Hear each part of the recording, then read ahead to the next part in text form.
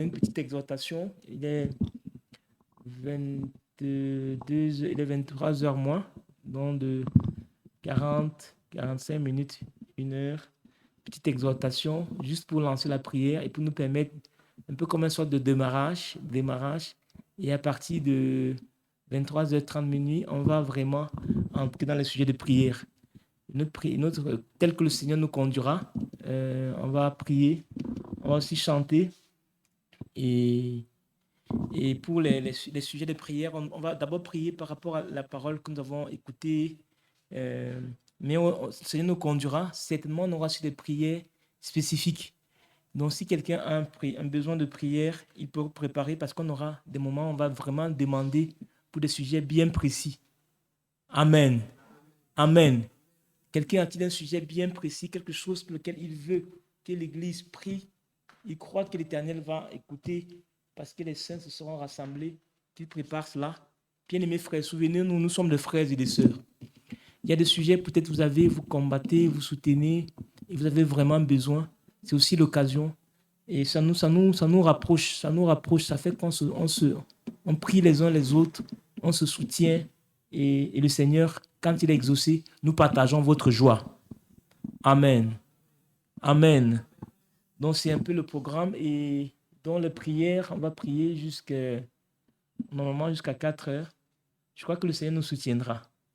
Amen. On va aussi chanter dans les chants, les intermèdes.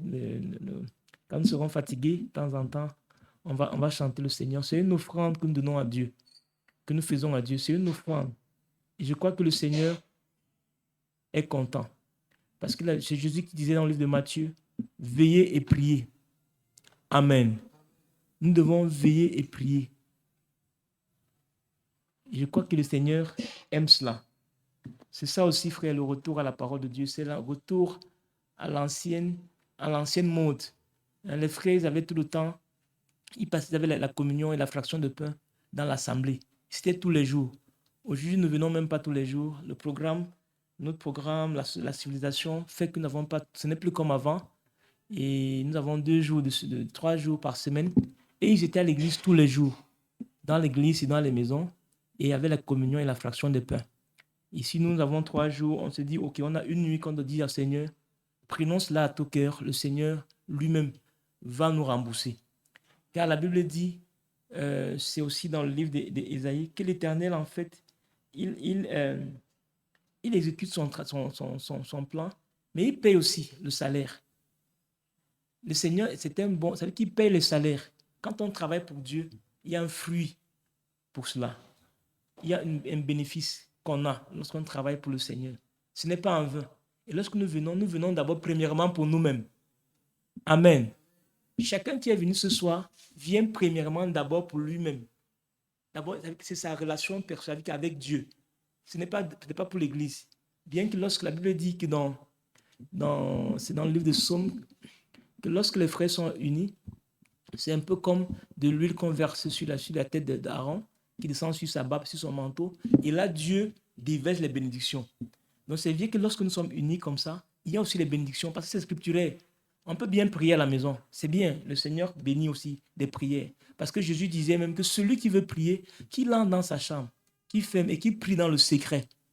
Et le Seigneur bénira. Amen. C'est aussi ça la prière. Mais la Bible dit aussi qu'il est doux et agréable pour les frères d'être ensemble. Et que c'est là que les bénédictions descendent. Amen.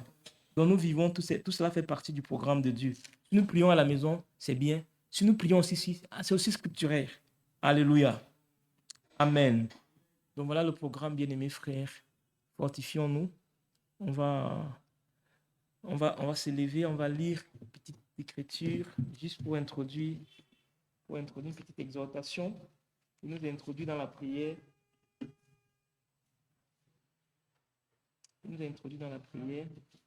Dans 1 Timothée au chapitre 6. 1 Timothée chapitre 6. 1 Timothée chapitre 6. Je vais lire à partir du verset 11. Pour toi, homme de Dieu, fuis ces choses et recherche la justice et la piété, la foi, la charité, la patience, la douceur. Combat le bon combat de la foi, saisis la vie éternelle à laquelle tu as été appelé et pour laquelle tu as fait une belle confession en présence d'un grand nombre de témoins. Je te recommande devant Dieu qui donne la vie à toutes choses et devant Jésus-Christ qui fit une belle confession devant Ponce Pilate de garder le commandement et de vivre sans tache, sans reproche jusqu'à l'apparition de notre Seigneur Jésus-Christ. Amen. Asseyons-nous bien-aimés, que le Seigneur nous bénisse. Nous voulons introduire notre prière par cette exhortation sur le combat de la foi, le bon combat de la foi, dont Paul parle ici, écrivant à Timothée. Il dit « Combat le bon combat de la foi ». Combat le bon combat de la foi. Saisis la vie éternelle à laquelle tu as été appelé et pour lequel tu as fait une belle confession en présence de grand nombre de témoins. La vie éternelle. Donc en fait, il dit deux choses. Première chose, combat le bon combat de la foi. Il y a le terme bon combat. Bon combat la foi. Et deuxième chose, il dit saisis la vie éternelle. En fait, ces deux choses sont liées. Les deux choses sont liées. Ça veut dire que le bon combat la foi, c'est un peu comme s'il donnait un peu plus d'explication. Il te dit combat le bon combat de la foi. Il aurait pu s'arrêter là. C'est un peu comme si Timothée n'aurait pas pu comprendre ce dont il voulait parler. Et il continue, il dit saisis la vie éternelle à laquelle tu as été appelé et pour lequel tu as fait une belle confession en présence d'un grand nombre de témoins. Donc tu as pris position devant, tu t'es démarqué. Et il dit, saisis la vie éternelle. Donc le combat qui est là, en fait, c'est la vie éternelle qui nous a été donnée. En fait, c'est le combat pour rester dans la vie éternelle. Est-ce qu'on se comprend? C'est le combat, parce qu'en réalité, c'est le combat, parce qu'il y a un lien avec la vie éternelle. Il a déjà donné la. Lisons encore. Saisis la vie éternelle à laquelle tu as été appelé. Donc, il a déjà été appelé à la vie éternelle. Maintenant, il doit garder le bon combat. Pourquoi? Il doit garder le bon combat. C'est pour garder ce qu'il a déjà reçu. Amen.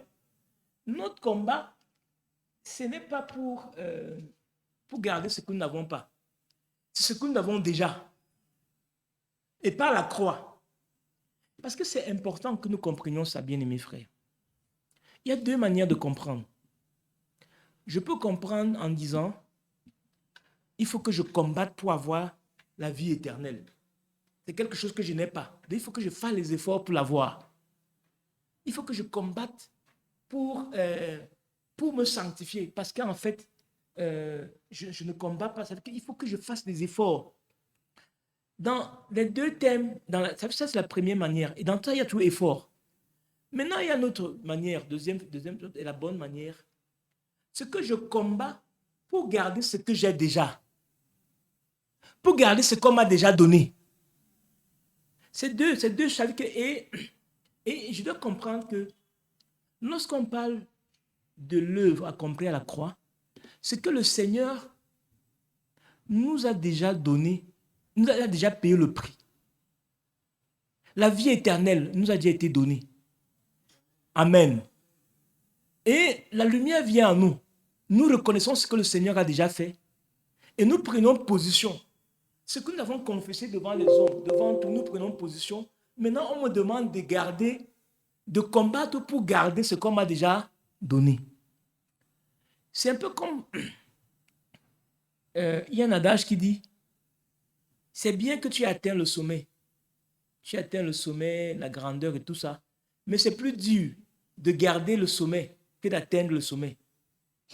Vous comprenez? Ça veut dire que tu combats pour être quelque part. Donc, tu as un poste de président.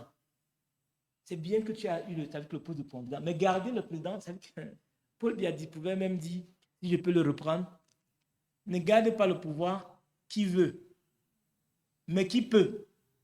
Vous comprenez le sens de cet adage? Ça veut dire que quand tu es au pouvoir, là, toutes les forces vont faire que tu descendes. Et donc, ça veut dire que pour que tu gardes là, il faut que tu combattes. Ça veut dire que ce n'est pas... Atteindre le pouvoir, c'est une autre chose. Mais atteindre le pouvoir et garder le pouvoir, c'est encore notre combat.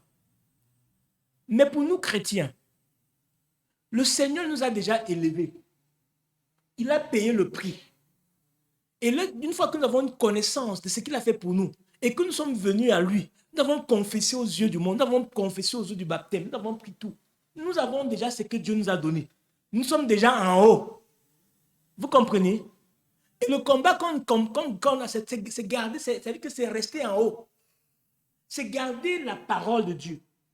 Car le combat, le bon combat, la foi, c'est garder la vie éternelle qui nous a été donnée déjà. Est-ce que nous comprenons, bien aimés frères, les Écritures? C'est garder cela. C'est garder la vérité. Et parce que si nous ne comprenons pas bien, on va croire que c'est nos œuvres. On va croire que c'est par nous. Que non, vraiment, c'est parce que nous faisons beaucoup, que nous sommes, que c'est parce que je fais beaucoup, que je, voilà. Si je vis bien le Seigneur, c'est parce que je fais, oui. Ça veut dire que tu fais des efforts, mais il faut comprendre de quel effort il s'agit. Est-ce qu'il s'agit des efforts ou des efforts pour garder ce que Dieu a déjà fait pour toi? Parce que si tu comprends que tes efforts, la Bible dit que toute justice de l'homme est comme un vêtement souillé.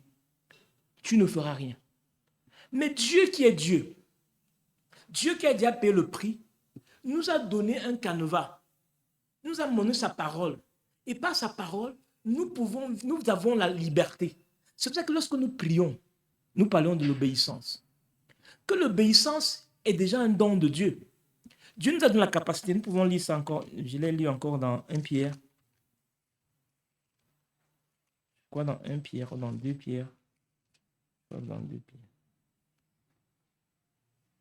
Dans 1 Pierre.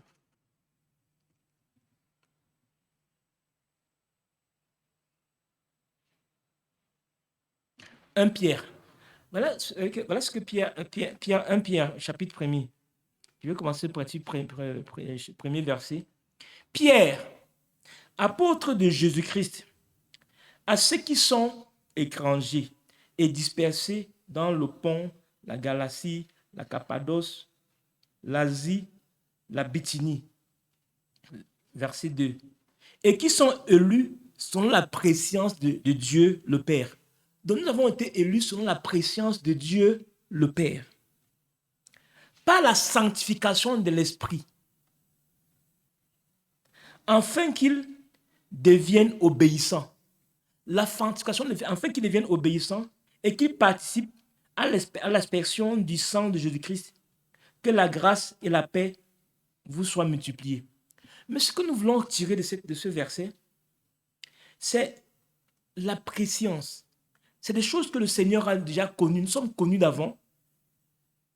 Selon la préscience de Dieu, qui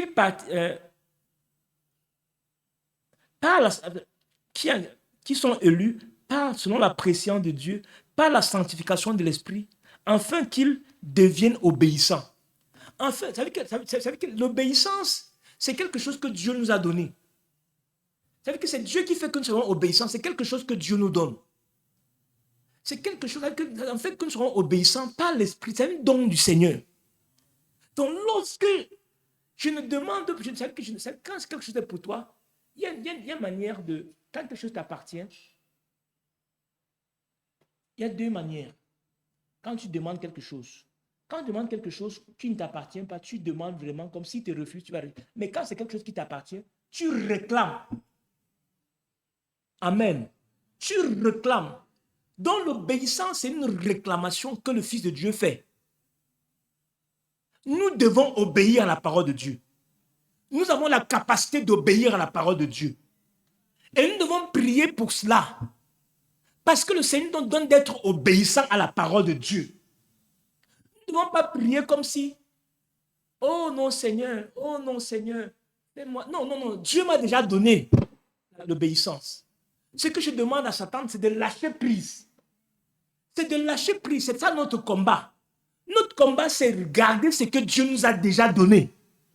Notre combat, c'est de réclamer ce qui est à nous. Et donc, prions, bien-aimés frères, dans ce sens. Pour que l'ennemi ne nous tue plus par le bout du nez. Peut-être je ne suis pas encore là où je dois être. Mais je dois prier constamment. Je dois réclamer jusqu'à ce que la chose soit. Parce que c'est comme ça que je suis fait pour être. Parce que je suis prédestiné à vivre la parole de Dieu. Je suis prédestiné à mettre en pratique la parole de Dieu. Je suis une fille de l'Éternel. Dans le combat du chrétien, parce qu'il y a une chose, bien aimés frères, des fois ça peut paraître un peu confus, de dire que le Seigneur a déjà tout fait sur la croix. De dire que, oh, lui-même, ce Seigneur dit, moi, la gemme, non, celui qu'on appelle le gemme, bâtira lui-même son temple. Son temple. Ce temple-là, c'est nous. Il va bâtir lui-même comme l'avons lu. Il dit, je vais bâtir moi-même. Mais comment est-ce qu'il bâtit? Il te donne, qu'il a la capacité. Donc, ça veut dire que quand tu suis ça, c'est un peu comme si vraiment nous n'avons rien à faire. Et c'est vrai, nous n'avons rien à faire. Parce que c'est lui qui fait le travail. Mais ailleurs, on te dit, combat le bon combat la foi. Dans beaucoup de versets bibliques où on parle de... Si on prend Philippiens chapitre 2, verset 12. Regardons ça, bien aimés frères. Calmement. Philippiens chapitre 2, verset 12. La Bible nous dit ici, « Ainsi, mes bien-aimés, comme vous avez toujours obéi, travaillez à votre salut avec crainte et tremblement. » Donc ici, il y a une notion de travail. Alors que c'est Jésus-Christ qui fait tout. Mais ici, on demande quand même de travailler à notre salut avec crainte et tremblement.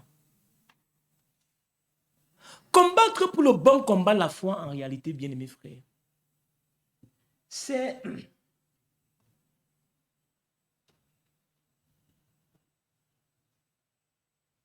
En fait, signifie que nous nous conformons à la parole de Dieu.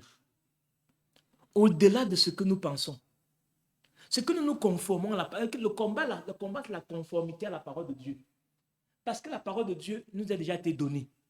Dieu a déjà tout fait. Combattre le combat, c'est de saisir ce que Dieu a déjà fait pour nous.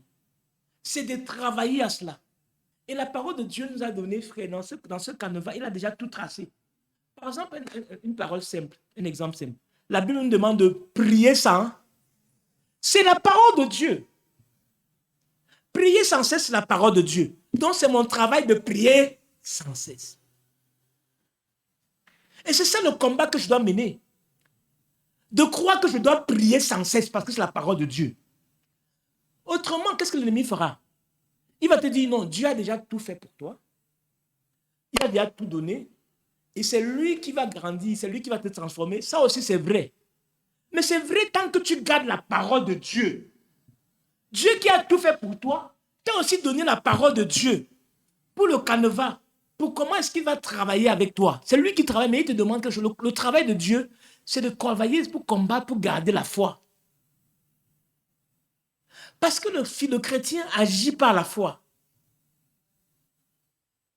Et notre, ce n'est pas la foi que nous avons, ce n'est pas la foi, bien mes frères, que nous marchons même contre le péché. Dans Jean, voyons Jean, 1 Jean. 1 Jean chapitre 4, chapitre 5, verset 4. Parce que tout ce qui est né de Dieu triomphe du monde. Tout ce qui est né de Dieu triomphe du monde. Et la victoire qui triomphe du monde, c'est notre foi. Voilà le combat que nous avons. C'est qu'à côté, ça veut dire que c'est le même combat qu'il y avait dans le jardin. Entre la vérité et le mensonge. Parce que si nous étions dans une... l'ennemi n'était pas là, frère. Nous, notre combat ne serait pas là. Notre foi sera... Il n'y aura même rien pour éprouver notre foi. Mais nous sommes dans un contexte où l'ennemi est descendu et essaie toujours de nous faire douter la parole de Dieu. De nous faire montrer que nous ne pouvons pas. Mais Dieu a déjà gagné pour nous. Amen. Et il dit, parce que tous qui sont nés de Dieu, si je commence même plus loin, vous allez voir au verset 3. Car l'amour de Dieu consiste à garder ses commandements. L'amour de Dieu consiste à garder ses commandements. La grâce de Dieu consiste à garder ses commandements.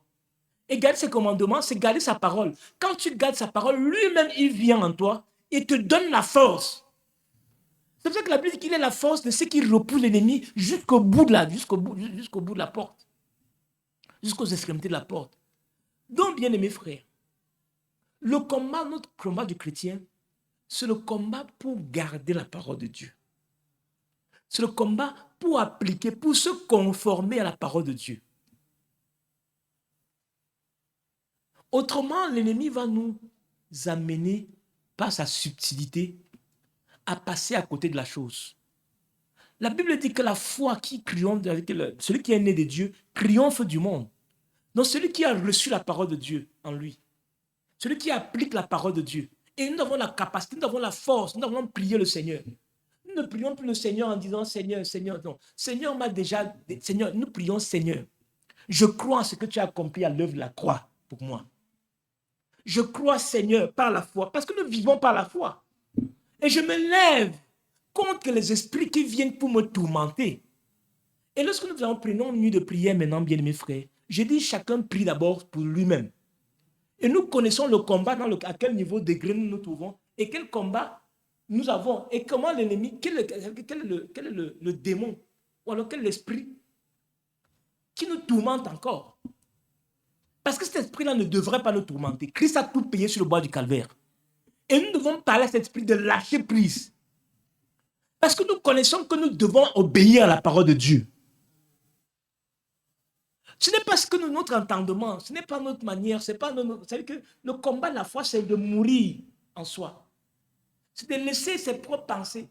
C'est de laisser tout ce que tu subis est vrai quand tu viendras nous expliquer. Oh, on t'a fait ça, on a fait ceci, c'est même vrai. Humainement, tu as même raison. Mais la parole de Dieu te dit quoi? Plie-toi à la parole de Dieu. Rappelle à Dieu, Seigneur, si ce n'est que moi. Ça veut dire que Seigneur, je ne savais que voici ce que je ferai. Mais pas ma volonté, mais ta volonté. Et prions comme ça, bien aimés frères. Parce que pourquoi? Les temps sont avancés. Comment on peut chanter, frère? Les jours sont accomplis pour les élus de Dieu. Partons d'ici, mes frères, pour la maison. C'est-à-dire que le temps est déjà proche. Les signes sont là, bien aimés frères. Et le signe même de notre âge, c'était le rétablissement de toutes choses. Parce qu'on nous dit dans Actes chapitre 3 que Christ devait être resté au ciel jusqu'au temps de rétablissement de toutes choses. Ça a été rétabli avec le ministère du prophète qui est venu. Dans ce ministère, ce signe de rétablissement est déjà accompli. Donc, tous les autres, là, c'est la prolongation. Et la Bible dit que le Seigneur vient chercher une épouse sans tache ni ride. Et dans Apocalypse chapitre 19, on dit l'épouse s'est elle-même préparée. Ça veut dire qu'elle adhère. Et la Bible nous dit dans 1 Jean que l'amour de Dieu consiste à garder ses commandements, consiste à garder la parole de Dieu. Si la parole de Dieu me dit de monter, même si moi je voulais descendre, je te dis Seigneur, je crois que c'est que je veux monter simplement. Descendre là, c'est moi. Mais toi, tu veux que je monte. Je me plie. Et ce combat que tu vas mener ne va pas comme ça parce que tu as dit ça le premier jour, que le désir de descendre va quitter. Hein. C'est là que commence le combat. Le combat entre ce que Dieu veut que tu fasses et ce que toi tu veux faire et ce que ta chair veut que tu fasses. C'est le combat. Mais puisque tu sais que Dieu a déjà tout payé, tu sais que le combat là, il a déjà vaincu. Tu rappelles simplement, il faut que je monte. Je dois monter, je ne descends pas. Et à partir de ce jour-là, tu commences à combattre. Il va combattre, c'est-à-dire que tu vas combattre, il ne va pas te laisser, il ne va pas te laisser, il va faire ceci, il va faire ceci là. Il va utiliser tous les subterfuges pour te garder dans cela. Tu vas trouver des gens qui vont même t'encourager dans ta position. Non, tu veux monter quoi? Tu veux monter quoi? Hein? Tu es la seule personne, toi seul. Voilà, descends. Moi, même si tu es à ta place, tu traînes même. Mais en ce moment, l'ennemi va mettre les gens tout autour pour t'amener à aller dans ce que Dieu ne veut pas. Mais ton combat sera le combat pour garder la parole de Dieu. Donc, bien aimés frères, ce que nous voulons, c'est que notre esprit ne soit pas confus. Il y a du travail dans le Seigneur, bien que c'est le Seigneur qui a tout fait. Le Seigneur a un travail qu'il a fait, mais il nous a donné un travail. Il a fait le plus gros. C'est qu'il a déjà payé la dette. Il a déjà payé la dette. Et il veut simplement que je me libère. Il veut que je coupe moi-même et que je vienne prendre ce qu'il m'a déjà donné. Lui ne peut pas entrer dans le péché. Il te dit, il a déjà payé. Maintenant, toi, il a déjà payé. Maintenant, toi, sors, viens. Et c'est ce combat que nous faisons, bien aimés frères. Et pour l'avoir, je dois recevoir la parole de Dieu. Et quand je reçois la parole de Dieu, fais un travail à moi. Mais parce que je suis consentant, parce que je suis consentant. Je me livre à Dieu. C'est comme, c'est comme un homme qui demande à marier, en fait, va vers une femme pour demander un mariage. C'est la femme qui doit être consentante. N'est-ce pas vrai? Amen. C'est ce que nous appelons les Écritures. C'est la femme qui dit oui. La femme a le pouvoir de dire oui ou de dire non. Si tu dis non, mais ça veut dire qu'elle ne peut pas. Même tes parents, si la fille ne veut pas, ils ne peuvent pas te donner. Et nous savons que nous devons être consentants avec notre époux qui est le Seigneur. De dire oui, Seigneur, je t'accepte. Je veux, Seigneur, je t'accepte, j'accepte ta volonté. J'accepte, je refuse mes propres. Bien-aimés frères, bien-aimés dans le Seigneur, c'est tout le combat que nous avons à mener. Et c'est tout le combat, le sujet de notre prière. Donc notre prière tout le temps, c'est de combattre pour garder la parole de Dieu. C'est de combattre pour que les choses que le Seigneur ne veut pas là, de dénoncer ça et de le dire, nous ne voulons pas, nous ne voulons pas, nous ne voulons pas. Mais si nous raisonnons, le Seigneur ne peut pas nous aider. Si nous raisonnons, Dieu ne peut pas nous aider. Si le Seigneur nous dit, voilà, la manière comment une sœur doit s'habiller. Mais les sœurs, quand tu es en train de raisonner, les jeunes, non, je suis encore une jeune sœur, vraiment, je ne peux pas m'habiller comme ça parce qu'on se moque de moi à l'école, il faut quand même que je sois. Mais tu raisonnes, qu'est-ce que Jésus peut bien faire pour toi? Parce que tu raisonnes. Mais si tu dis, Seigneur, tu sais que ma chair est encore liée à cela, mais ta parole me dit, voilà comment, Seigneur, viens à mon secours. Le Seigneur vient à ton secours parce qu'en ce moment, tu t'abandonnes à lui. Tu dis, oui, Seigneur, je te veux. Et le Seigneur veut, bien aimé frère, que c'est tout ce que tu veux. C'était tes langues d'amour, ce premier pas que tu dis, oh Seigneur, je veux. Et quand tu fais, le Seigneur commence même à t'aider. Il commence à t'aider, il commence à t'aider. Il commence à enlever en toi le goût. Hein, ça veut dire que le goût des mini-jupes là, hein, des habits qui te tracent, toutes ces choses-là. Ce n'est pas l'homme qui va enlever. Ça veut dire qu'il y a quelqu'un qui va enlever ça parce qu'on parle. Mais quand c'est Dieu qui en a dans ton cœur, et que c'est Dieu qui t'amène à faire ça dans ton cœur, c'est différent. Parce que quand c'est Dieu, c'est différent. Tu ne feras pas ça parce que tu es ici. Généralement, pour les jeunes qui sont ici au milieu de nous, c'est bien. Ils sont encore sous l'influence des parents. Mais dès lors qu'il va à l'université, il voyage, il va en Europe, il va fréquenter. Si Jésus-Christ n'est pas avec toi, tu vas rentrer encore. Mais si c'est Christ qui était dans ton cœur, c'est Christ lui-même qui travaille. C'est ton intimité. Donc notre combat, c'est de garder l'intimité avec le Seigneur. Amen. Amen. Et c'est ça la véritable grâce de Dieu. La grâce, c'est que le Seigneur a déjà tout payé et c'est lui qui paye. Mais notre travail, c'est de travailler pour garder la foi. Et la foi, c'est la conformité à la parole de Dieu. Alléluia.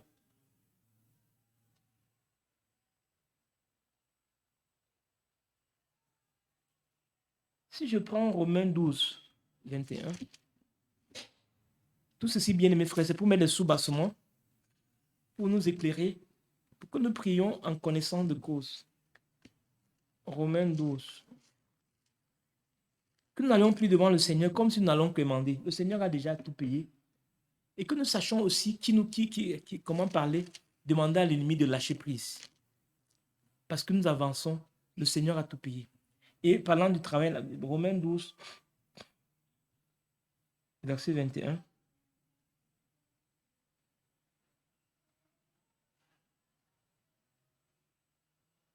Ici, il y a c'est toujours l'idée de l'effort.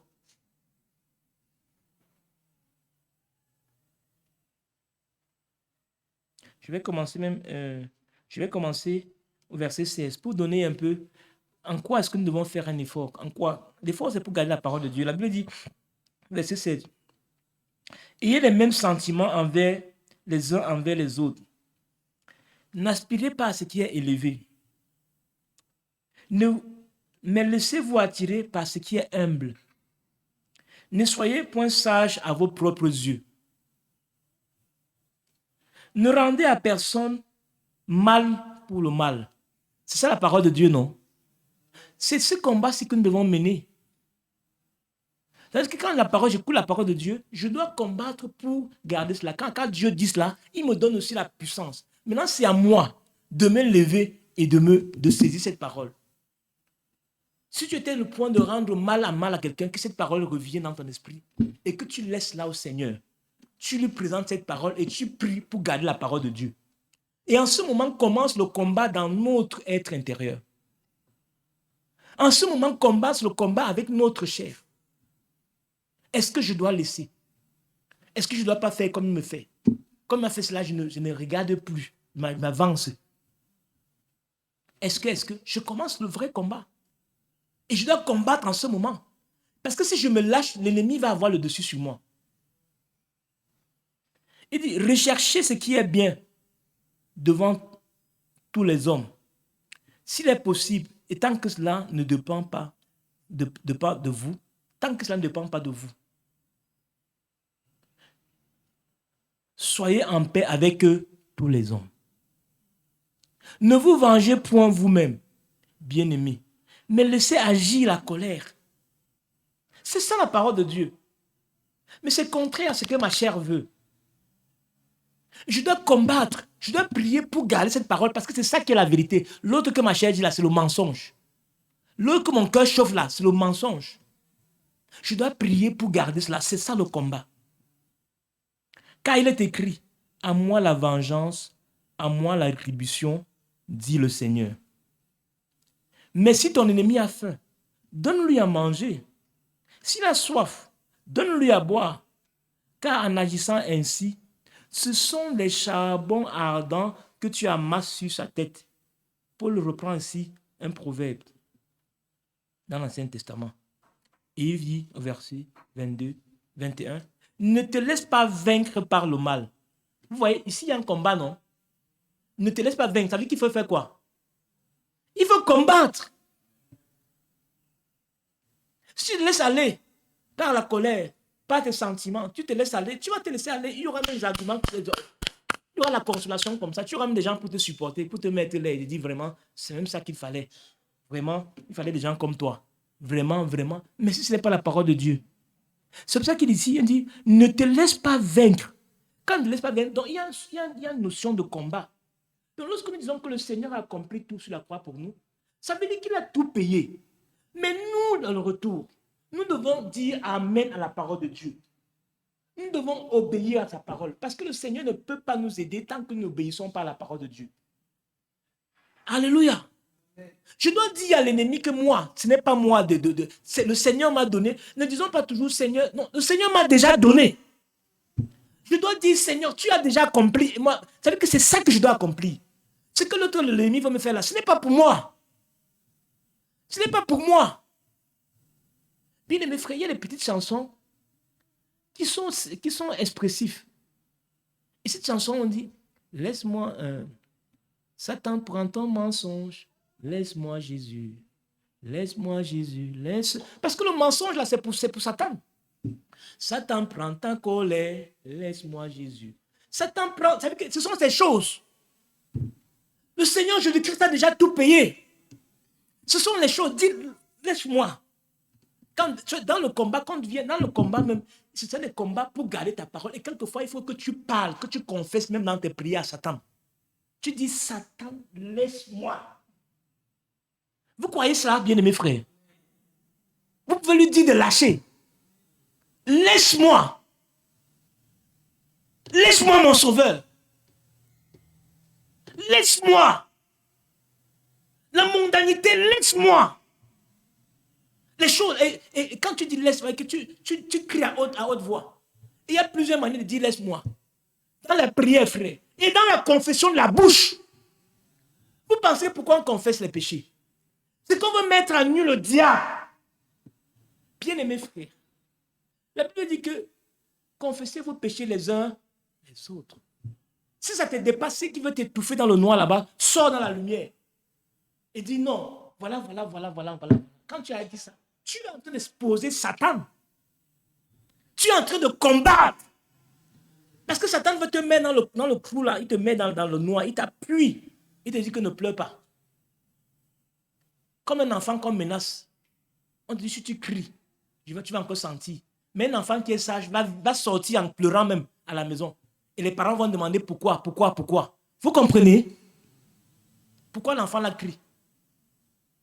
Parce qu'on est en train de l'appuyer là. On lui demande si tu cries, tu vas me sentir. C'est comme ça l'ennemi. Mais notre combat, c'est de nous lâcher. C'est dire ma vie, la vie n'est pas ma vie. La protection n'est pas ma vie. La calomnie n'est pas ma vie. Le Seigneur revient bientôt. Je suis la lumière du monde. Et c'est comme ça, bien-aimés frères. Puissions-nous avancer devant le Seigneur, qui a tout payé. Il a déjà tout payé. Il veut simplement que nous prenions position pour lui. Et la Bible le dit dans le livre de Psaume. Oh, si ce peuple pouvait m'écouter. S'il pouvait garder mes paroles. En un instant, je confondrais leur ennemi. En un instant, s'ils pouvaient m'écouter, s'ils pouvaient m'obéir, s'ils pouvaient simplement me dire que c'est moi, en un instant, c'est l'Éternel qui viendra combattre en ce moment. Parce que Dieu combat avec nous. Il ne nous laisse pas seuls. Notre souci, notre combat, travailler pour le salut, travailler pour garder la vie éternelle. Bien-aimés frères, et ce combat a plusieurs dimensions. Plusieurs frères. Il y a le combat physique, il y a le combat spirituel, il y a le combat même pour garder la parole de Dieu. Tout ça. Parce que l'ennemi vient de tout. Frère, quand il vient là, il va venir peut-être par la mauvaise vie. L'église, on est là, on commence à, on loue le Seigneur. Il va venir et commencer à entrer dans les vies là. Les vies, la prostitution, ça veut dire que la fornication, des choses comme ça, sales. Ça s'assoit à l'église. Et nous devons combattre. Chacun de nous doit combattre. Combattre par la vérité. Combattre par la parole. Et quand il ne pourrait pas, ça veut dire que venir dans les vies, frères, il va venir de manière spirituelle. Il va venir par un faux enseignement. C'est pour ça que Paul dit, je me suis en écarté à ce que disent les Écritures. Je me suis en aucun cas écarté. Notre évangile n'a pas consisté à des faux enseignements. C'est aussi ça un combat. Gardez la parole. Gardez la parole telle que c'est écrit là, ne pas sortir la parole de Dieu. Parce que l'ennemi, bien-aimé frère, il ne dort pas. Il vient de toutes les formes. Il vient par la séduction. Tu peux être là, tu crois que tu es totalement dans le Seigneur, tu loues Dieu, tu aimes vraiment, tu bien. Tu ne vis pas la fornication, tu t'habilles bien, tu es ceci, tu es cela. Mais il va passer par un autre esprit. Ça veut dire qu'il va entrer dans la confusion, dans la séduction spirituelle. Et il va t'amener, frère, à pécher dans un péché. Ça veut dire qu'un péché qui sort. Parce que dès que tu sors la parole de Dieu, tu as péché. Dès que tu commences à faire quelque chose, ça veut dire que nous devons prier le Seigneur pour nous aider. Pour nous dire, Seigneur, aide-moi à connaître ta volonté. Conduis-moi selon ta volonté. Selon ce que tu veux que je fasse, bien-aimés frères. Et notre assemblée est bien placée, bien-aimés frères, pour savoir ce genre de combat qui est un combat spirituel. Parce que lorsque l'ennemi ne pourrait pas nous avoir dans ce côté physique, il va venir de manière spirituelle. Il va oindre des gens. Il va même passer, bien-aimés frères, par des dons. Que nous apprécions et que nous voulons bien. Et si nous ne sommes pas vigilants, même par là, il va nous avoir. Parce que lui, tout ce qu'il veut, c'est de nous contrôler. C'est le fait que nous sortons des Écritures. Tout ce qu'il veut, c'est nous influencer. Bien-aimés frères, quand Paul dit ici,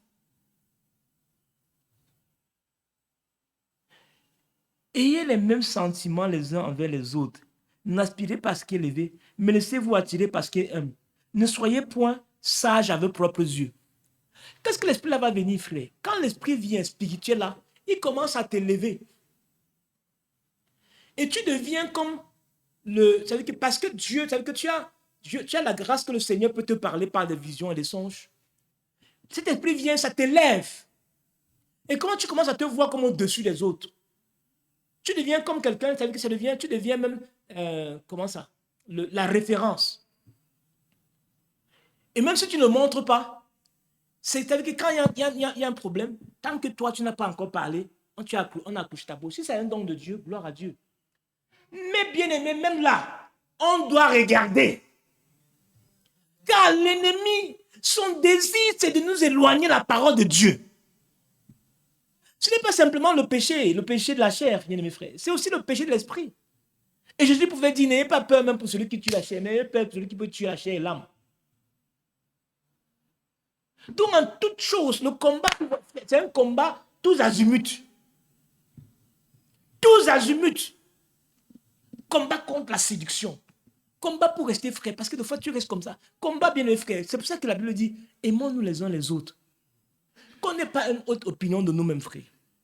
Moi qui commence à parler frère, je commence à parler ici. Le Seigneur me donne un peu d'autorité parce qu'en fait, je parle de sa part. Si je prends cela, bien-aimé frère, et je commence à m'élever, au point où je ne reçois plus d'un bien-aimé frère, d'une bien-aimée sœur, quelque chose, frère, qu'on se dise jamais qu'on est, non frère, que tu es un grand, tu ne peux pas la part, non, que tu es petit, que le diable ne peut pas visiter. Le diable peut visiter. Que l'humilité te fasse quand on te dit quelque chose par rapport à la parole de Dieu, tu prends un peu de recul. N'aie pas une autre option de toi-même en te disant que non, toi là, tu ne peux pas tomber. Si tu fais comme ça, l'ennemi t'a déjà eu. Non, moi, quand Dieu me parle, quand Dieu ne parle, ça ne rate pas. L'ennemi t'a déjà eu. Car l'ennemi, là, c'est quelqu'un qui met son nez partout, il fuit son nez partout. C'est pour ça que nous devons être humbles, pleins d'humilité. Dis, hey, Seigneur, peut-être j'ai encore, si j'ai fait Seigneur. C'est ça la prière de David. David pouvait dire, Seigneur, sonde-moi, sonde-moi. Suis-je loin le chemin de la vérité? Ramène-moi sur le chemin de la vérité. Voilà un cœur humble qui prie le Seigneur. Donc, ça fait partie de combat que nous menons, bien aimés frères. C'est pour ça que nous voyons tout ce qui arrive, parce que l'ennemi, c'est un séducteur. C'est lui qui crée les divisions au milieu de nous. Celui qui craint certaines personnes, qui sont bien, qui servent Dieu, qui aiment Dieu, qui sont pleins d'amour, de zèle et tout cela. Il leur donne une certaine opinion d'eux-mêmes. Et ils commencent à regarder. C'est encore là un piège du diable. Et c'est un combat que nous devons, ça veut dire que nous devons connaître et savoir comment ne pas tomber dans ce piège. Et dire, Seigneur, donne-moi à me confirmer ta parole. Parce que qu'est-ce qui arrive généralement quand dans ce combat spirituel, dans cette dimension spirituelle, c'est que tu ne sais que ça te rend orgueilleux. Tu deviens comme un malade. Parce que l'orgueil, ça veut dire que frère, l'orgueil c'est une maladie. C'est-à-dire que tu as été injecté par quelque chose. C'est-à-dire que tu ne comprends plus rien. Tu ne suis plus personne. Tu ne parles que là, que tu ne vas que là où, ça veut dire que comme toi on t'a dit, tu ne t'arrêtes plus. Puis le Seigneur nous aide, bien mes frères.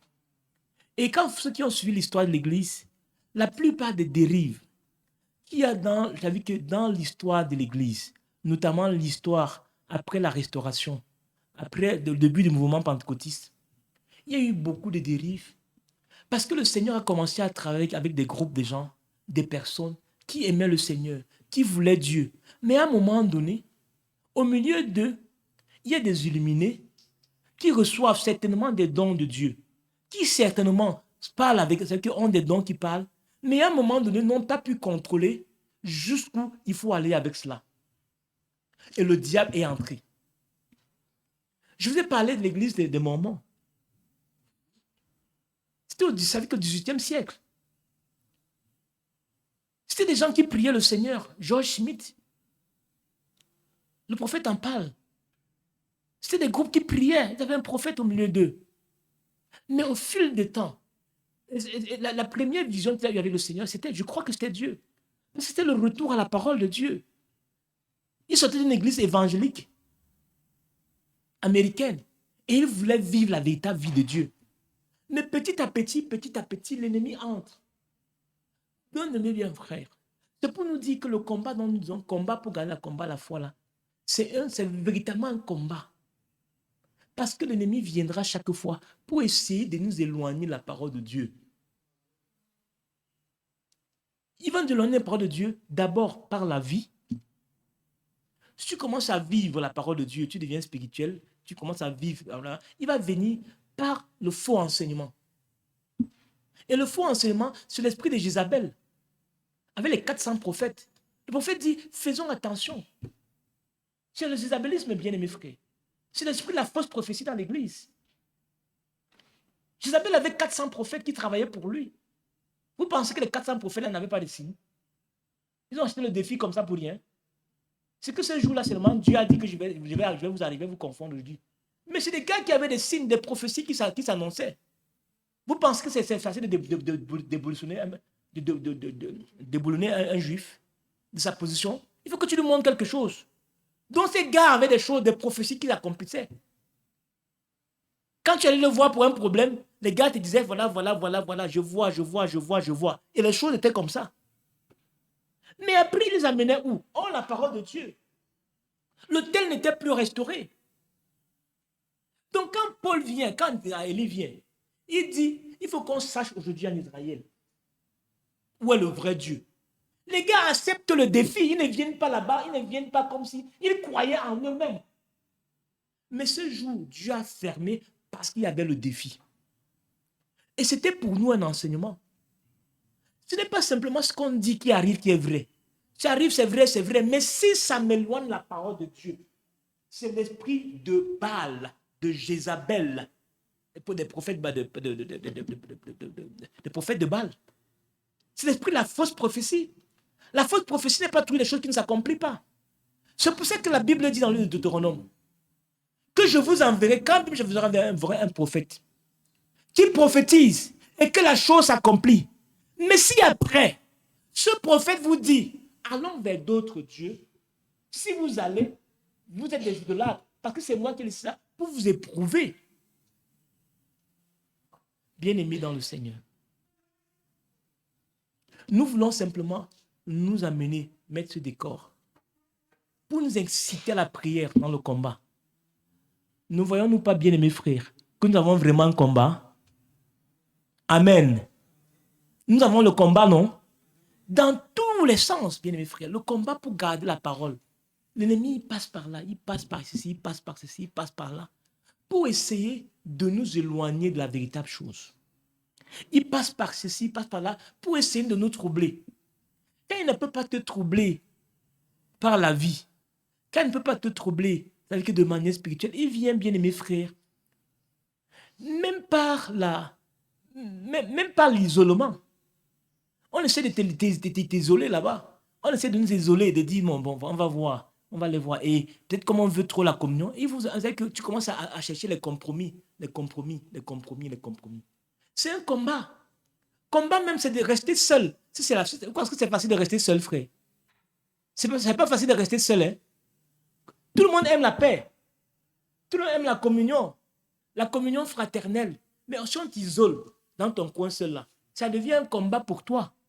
Si ta famille t'isole, ça devient un combat. Et il faut que tu subisses ça, que tu acceptes ça. Tu dis, Seigneur, comme tu m'as trouvé digne de porter la vieille croix, je serai consacré. Seigneur, comme tu m'as trouvé digne de porter cette propre, je serai consacré. Ne nous laissons pas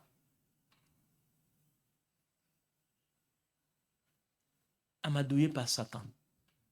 Notre Seigneur a vaincu, mais nous devons combattre. Et notre combat que nous combattons, c'est le combat pour garder la foi. C'est tout ça notre combat. Notre combat, c'est pour garder la foi. Notre combat, c'est pour dire, j'ai la capacité d'obéir à la parole de Dieu. Je crois à ce que la parole de Dieu dit de moi. Je dois obéir. Notre combat, c'est assujettir cette chair-ci et dire à chair-ci, je suis régénéré. Nous avons lu dans le livre de Pierre, on va lire ça pour prier. Encore ce qu'on vient de lire, qu'on a lu, un Pierre. La Bible dit que Dieu nous a donné ça, il nous a donné d'obéir à la parole de Dieu. Parce qu'une chose, c'est de passer le temps à pleurer et jamais changer, alors que Dieu a déjà tout. Pleurons de joie. Disons merci Seigneur. Regrettons le temps que nous avons passé. Disons Seigneur, je vais obéir à ta parole. Disons Satan, lâche-moi. Laisse-moi. Avec que dénonçons. Ne supportons pas l'ennemi. Dénonçons-le. Il va partir.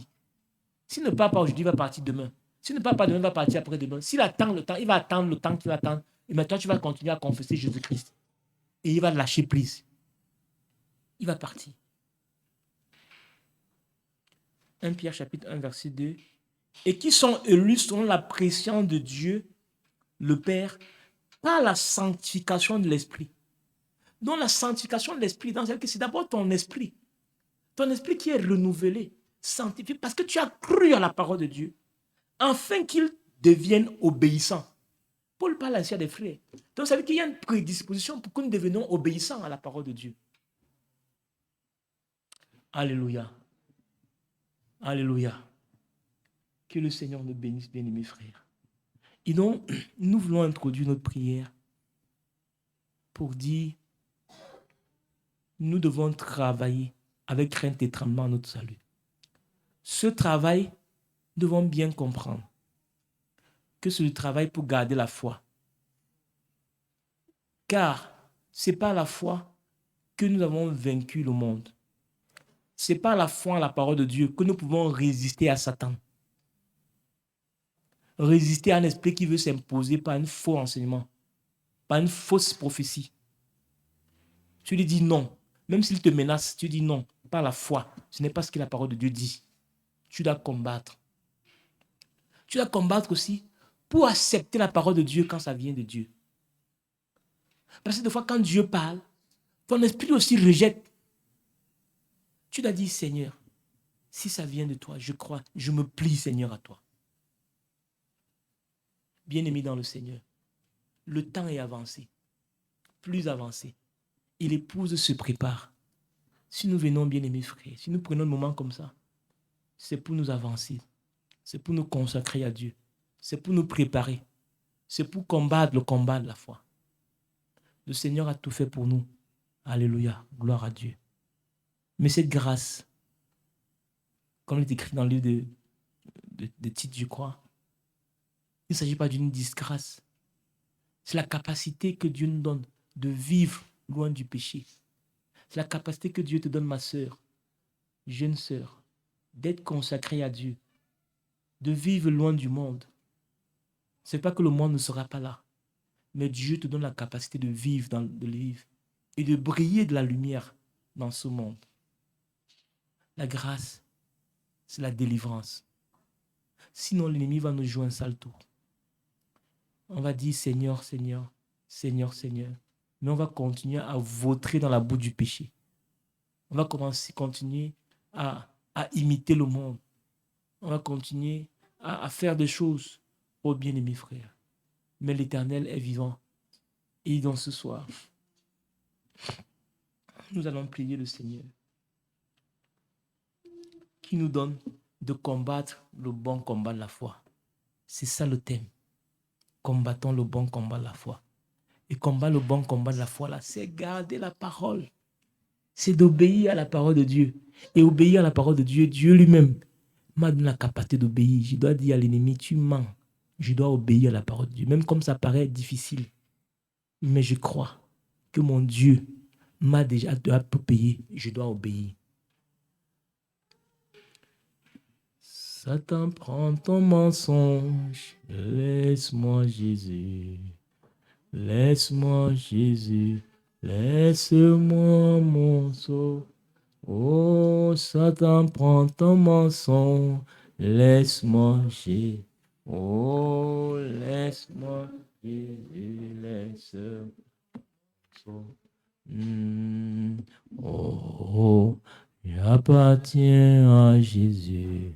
J'appartiens à Jésus. J'appartiens au Sauveur.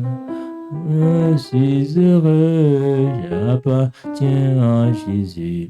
J'appartiens à Jésus. J'appartiens mon Sauveur. Oh, Satan, prends ta haine. Laisse-moi, Jésus. Oh, laisse-moi. C'est la vérité, mes bien-aimés. Moi. Oh, Satan, prends ta haine. Laisse-moi, Jésus. Oui, laisse-moi, Jésus. Laisse-moi. Oh, j'appartiens à Jésus. Oui, j'appartiens au Sauveur. Oh, je suis heureux. J'appartiens à Jésus. J'appartiens à Jésus. J'appartiens. Nous appartenons au notre Seigneur, notre Dieu, lui qui a payé le prix sur le bois du calvaire. Nous devons combattre pour garder le bon combat de la foi. Oh, comme Paul pouvait écrire à Timothée, combat pour garder le bon combat. Et il dit ensuite, pour garder, pour la vie éternelle, que tu as été appelé et dont tu as fait une bonne confession devant les hommes et devant les anciens. Nous avons fait la confession devant les hommes sur les eaux du baptême. Nous avons dit, Seigneur, je veux, j'accepte de te servir. Je crois en toi. Gardons, prions pour garder cette confession que nous avons fait ce jour. Peut-être il y a 40 ans, 30 ans, 20 ans, 10 ans, 15 ans, 5 ans, 2 ans. Tu as fait la confession. Et alors le combat a commencé ce jour. Parce que tu connais la vérité. Et ce jour, dès ce jour, nous devons combattre jusqu'à ce que le Seigneur revienne. Car l'ennemi ne cessera de rôder, mon bien-aimé. Il cessera de rôder. Il a plusieurs formes. Il prend plusieurs formes. Il viendra par le raisonnement. Il viendra premièrement te dire, oh, tu viens de Troie. Tu viens de croire. Bon, le Seigneur lui-même va travailler pour toi. Tu peux continuer à t'habiller, tu peux continuer à flirter, tu peux continuer à faire ceci. Non, non, non. Le Seigneur a déjà payé pour toi. Lève-toi. Combat pour le bon combat. Combat pour la vie éternelle pour laquelle tu as confessé devant les hommes. Tu as dit dans les eaux du baptême, j'ai décidé de suivre Jésus-Christ. J'ai décidé de suivre Jésus-Christ. Et le Seigneur lui-même nous donnera. Combat pour le bon combat de la foi. Combat pour laisser les choses, les rudiments de la chair. Oh, je ne sais pas, bien-aimés frères. Nous allons commencer là, lancer la prière. Et le premier sujet de prière, que chacun de nous maintenant aille devant le Seigneur. Parte devant Dieu. Parte devant le Seigneur. Et dis, Seigneur, je te prie. Je viens auprès de toi. Je reconnais que tu as payé le prix sur le bois du calvaire pour moi. Je vais avancer pour saisir mes promesses. Je vais avancer, Seigneur. Que ceci qui me tourmente, ceci me tourmente. Ceci me tourmente, les choses de la vie. Nous allons commencer la prière par les choses de la vie. Je vais descendre moi-même, bien aimés frères, parce que c'est une incantation. Maintenant, nous allons commencer la prière. Et nous allons tous prier, bien aimés frères, aller devant le Seigneur. Premièrement, par les choses de la vie. Par les choses de la vie. Le Seigneur dit que nous sommes la lumière du monde. La Bible dit que nous sommes le sel de la terre. Suis-je le sel de la terre dans mon milieu, dans mon lieu de service, dans ma famille, à l'école? Suis-je vraiment le sel de la terre? Ce n'est pas à toi. Le Seigneur a déjà payé le prix. Tout ce que Dieu veut, c'est que tu le connaisses. Tu dis oui, j'accepte Seigneur comme mon Dieu. J'accepte de t'obéir et de te servir. J'accepte de t'obéir. J'accepte de me soumettre à toi. C'est le type qui m'a. J'accepte, Seigneur. Le Seigneur va m'aider. Il va m'aider, Seigneur. J'accepte de me donner à toi, de t'obéir, de te servir. Oh Seigneur, j'accepte de me consacrer à toi. J'accepte, Seigneur, de faire ta volonté. J'accepte, Seigneur. Je viens auprès de toi. C'est pour ça que je vais dénoncer ceci dans ma vie, ceci dans ma vie, ce mauvais caractère, cette mauvaise vie, ce mensonge. Oh Seigneur, c'est tempérament colérique. Seigneur, je dénonce cela. Je ne veux pas soigner cela. Cette mauvaise manière de vivre, cette mauvaise manière de s'habiller, cette mondanité qui m'envahit facilement, je dénonce cela, Seigneur. Car je suis la lumière. Tu as dit que je suis la lumière. Parce que toi, tu es la lumière. Seigneur, mon Dieu, et que si je marche dans la lumière, je ne serai point d'être la lumière. Tu es venu, Seigneur, de le vivre pour toi. Seigneur, mon Dieu, cette mauvaise image sale, la pornographie, que je passe mon temps à voir. Seigneur, ce n'est pas pour moi. Seigneur, je suis à toi. Je crois au Dieu parce que tu m'as délivré de ça. C'est une mauvaise onction. J'ai la capacité de marcher, de vivre pour toi. J'ai la capacité, Seigneur, de me lever et de dire non. Mais quelquefois m'approche, m'inoptise, mais je veux me lever, marcher et vivre pour toi. Seigneur, notre Père et notre Roi, ô bien les frères dans le Seigneur. Nous sommes venus pour nous consacrer à Dieu. Nous sommes venus pour combattre le bon combat à la foi. Et le bon combat à la foi, c'est de nous lever sur les promesses de Dieu. Alléluia. Avançons devant Dieu béni. Prions. Que chacun de nous prie. Si on se sent aujourd'hui. Oh, ne sont pas entraînés par la paresse. Ne sont pas entraînés par le sommeil. Ne sont pas entraînés. Combattons vraiment. Parlons à Dieu. Saisissons Dieu au mot. Clamons. Ça monte dans notre cœur. Comme cette femme à la perte de sang. Elle pouvait dire, si je pouvais toucher à un moment. Oh, le temps de la robe de Jésus-Christ. Cette fois, Seigneur. Oh Dieu, je veux te toucher, je veux te toucher, Seigneur. Je suis fatigué de cela. Alors que tu as payé sur le bois du calvaire. Je suis fatigué par cette vie. Je suis fatigué par cette vie. Je suis fatigué par ça. Je voudrais, Seigneur, oh Seigneur, bénis-toi. Je voudrais, Seigneur, oh Dieu, car je crois que tu as payé le prix sur le bois du calvaire. Oh Seigneur, avançons bien des faits. Oh, nous sommes dans la maison de Dieu. Ne faisons pas l'économie de notre langue, de notre prière. Ne faisons pas l'économie de nos paroles. Parlons à Dieu. Étendons-nous à Dieu. Parlons au Seigneur.